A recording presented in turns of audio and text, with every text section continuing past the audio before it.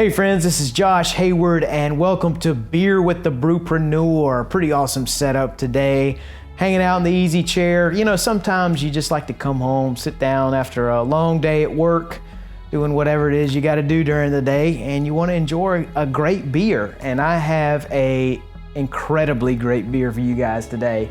This is a Trappistes Rochefort number 8. I think this is the first time I've ever reviewed a Trappist beer. I love the Trappist beers. Just a phenomenal style, phenomenal genre of beer, as I like to say. Kind of one of the reasons why I really fell in love with beer and craft beer. Years ago, I had a friend that introduced me to the Trappist beers, and in particular, Belgian type ales. And really just fell in love with it. The complexity of them, the variety of them, etc. A little bit of background on Trappist beers. They're really unique in that they are brewed at monasteries. And currently there are 11 Trappist breweries left in the world producing 12 different certified Trappist beers. And there's a variety of criterion that go into being certified a Trappist beer. Whenever you're in your local bottle shop or bottle store, look for the authentic Trappist product seal. You'll find that on there. But basically it means that the beer has been brewed on monastery grounds with well from the abbey. The profits go back into the monastery for mission work and whatever the monks are doing. But it's a really, really unique model, actually, and it's kind of like a stepping back in time in a way. But pretty awesome story with the Trappist beers. There's always so much to learn with them. Great history there, and as far as complexity of flavors go, get ready. I mean, it's absolutely incredible. So without further ado, let's see what we've got here. I'm really looking forward to this one. I haven't had a Trappist beer in several years, actually, and I picked this one up, I believe, about 3 years ago, and looking forward to trying it here today. It's still good. I know that for a fact because I checked the date. It said best before March of this year, actually, and sadly, it looks like I got a little bit of a dirty glass here, but hopefully you guys can get the gist of how beautiful this beer is. It's a nice dark amber type color, a little bit more darker red in the middle, a little bit lighter of a red towards the side where you're seeing the light come through the glass. I'm also getting a pale golden down towards the bottom of the glass there. Again, apologies for the dirty glass there.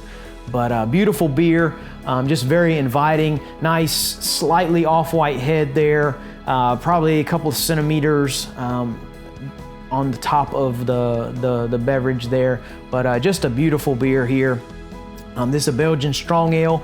As far as this Trappist goes, Trappistes Rochefort out of Belgium does, I believe, a 8, a 10, and there's another number. Apologies for that one escaping me now, but I put out a variety of beers there. This one comes in at 9.2% ABV and a ton of flavor, which I'm looking forward to getting into. So let's see what we've got. Oh, well, this smells incredible. I smell this and I'm taken back to the days when I fell in love with Belgian beers and with Trappist beers. I'm getting amazing notes of caramel, of toffee, of dark fruit. When I say dark fruit, I'm talking dark plum, dark fig, raisin even. I like to talk about the almost raisin bread, because it's if you've ever had raisin toast, you get like kind of like that baked flavor, baked aroma, and then the sweetness of the raisins there. You're kind of getting some of that aroma here. But this thing smells wonderful. Just rich dark fruit, maybe some sugariness, candiness almost in a way. It actually smells incredible. I don't want to smell it anymore. I'm ready to taste this bad boy. So cheers to a hard day's work or whatever you're doing, and go home and enjoy Trappist beer. Cheers.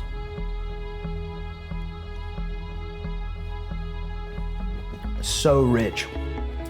If anyone ever tells me that wine is a better beverage than beer, I have to say, go try a Trappist beer. Go try a Belgian.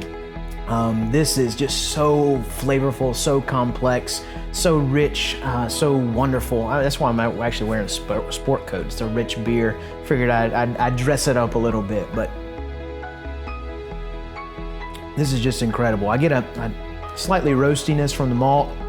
I would liken that to, I would say, kind of a slightly toasted bread. Again, I go back to that raisin toast.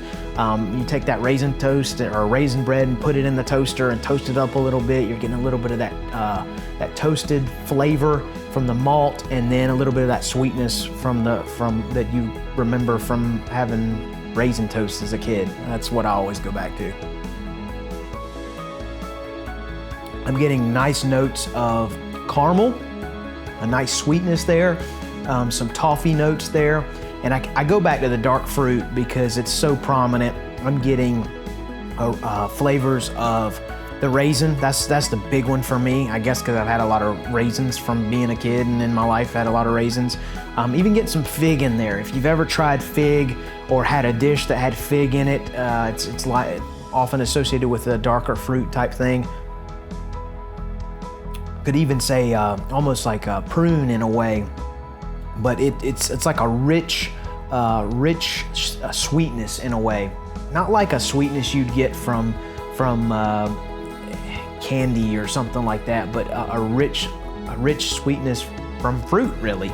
Something that only comes from nature, from God in a way.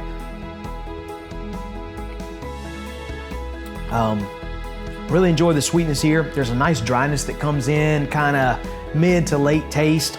I feel it really sitting on the sides of the palate, and really beckons me to take more sips.